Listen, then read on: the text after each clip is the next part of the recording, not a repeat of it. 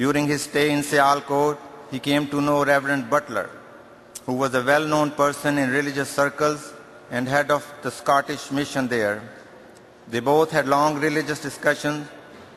Reverend Butler was so impressed by the Prime Messiah's intellect and his logical discourse that he often visited Hazur alayhi salam in his office at the end of the day and then would accompany Hazur to his home.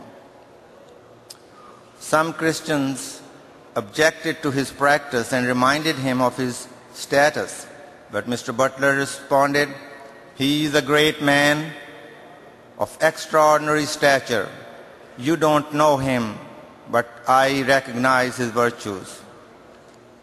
The Prime Messiah alayhi salam would extend his support and help to anyone interested in serving the cause of Islam.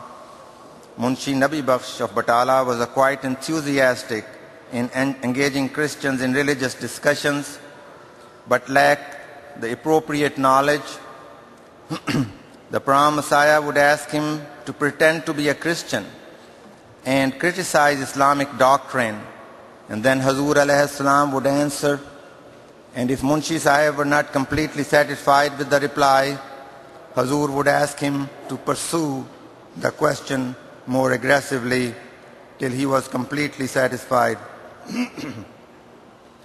This practice made Munshi Sahib a successful debater against Christianity.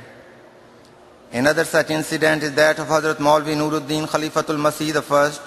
When Hazrat Maulvi Sahib radiyallahu ta'ala initially met the Prime Messiah, he asked Hazur alayhi salam, "As your follower, what endeavors should I engage in so I can excel in the love of God?"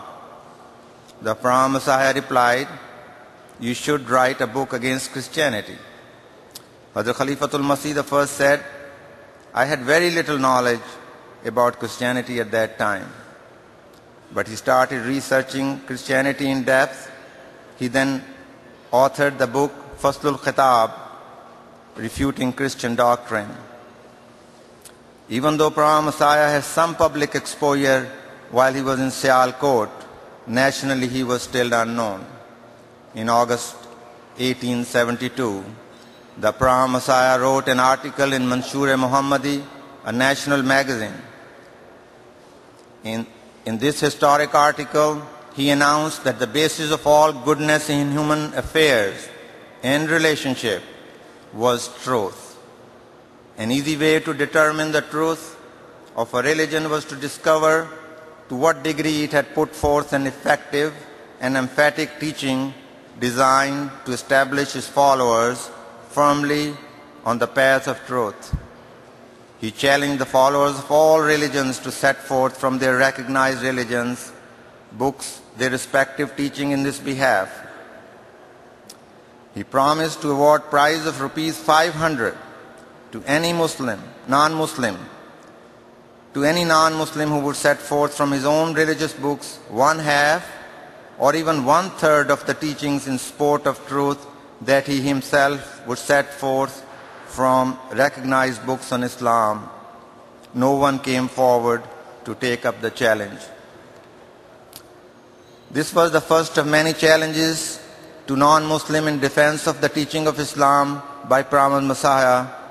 Soon after this, he addressed the Arya Samaj about their insulting comments about God and on the concept of reincarnation.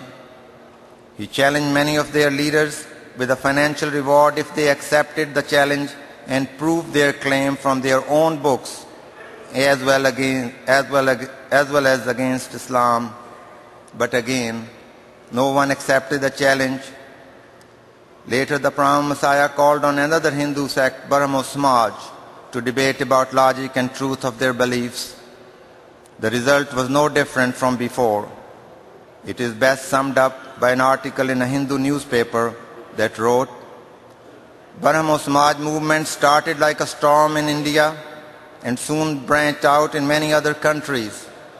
Besides Sikhs and Hindus, many Muslims accepted its teachings. Very well-known Muslim families in Bengal joined this movement. But then Ghulam Ahmad, who was a renowned Muslim scholar, wrote books against Hindus and Christians. He challenged them for an open debate. But regrettably, no Brahmo Samaj leader paid attention. As a result, those Muslims who had joined the movement slowly abandoned it. We must keep in perspective that Hazrat Mirza Ghulam Ahmad alayhi salam was the lonely voice in defending Islam against the onslaught. He had no help to support from his Muslim brethren. He describes his feeling in one of his Persian verses. He says, "It behooves on the eye of every faithful one to shed the tear of blood over the distress of Islam and disappearance of the true Muslims. Before your very eyes, the Islam has fallen into the dust. What excuse will you offer to God? The well-to-do are eager in pursuit of their joys and pleasures, passing their time in laughter and badinage in the company of beautiful women. The divine are at loggerhead with each other day and night over trifles, and the pious are entirely unaware of the needs of the faith. O Muslims, are these the signs of your religiosity, that while faith is in such distress, you are occupied wholly with the pursuit of the carry-on of the world? From the remote village of Qadian with almost no worldly resources, this Jariullah, the champion of God, as he would later title by Allah himself, took on mighty Christianity on one hand and fought back assault on Islam by Hindus on the other. At the same time, he purified Islam from all innovations that had crept in over centuries. While his friends and foes saw him as a meek and humble person, lacking any worldly influence, they did not realize that his nightly supplication and his love for Allah and Hazrat Muhammad sallallahu alaihi wasallam had won him divine favor. The Prime Messiah had seen a vision years earlier that he held his hand a book titled Qutbi, and that was written by him. Under divine inspiration, he moved to embark on a project which would not only safeguard Islam against hostile attacks, but would clearly and demonstrably establish its superiority over all other faiths. So in 1880, Barahin-e Ahmadiyya was published. It presented 300 arguments in support of the superiority of Islam and its teachings.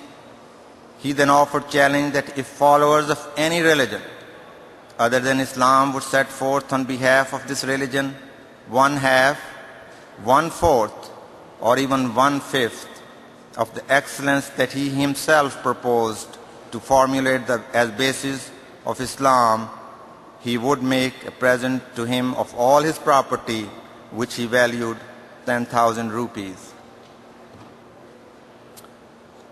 The publication of this book shook up the religious world across India and beyond. Of course, no one came forward to accept the challenge. Muslims were jubilant and opponents were stunned and dispirited, because Islam was not in the trenches anymore, ducking at the arrows thrown at it. Historically, it appears that with the publication of Barahin-e Ahmadiyya, the Christian missionaries' successes slowed down significantly.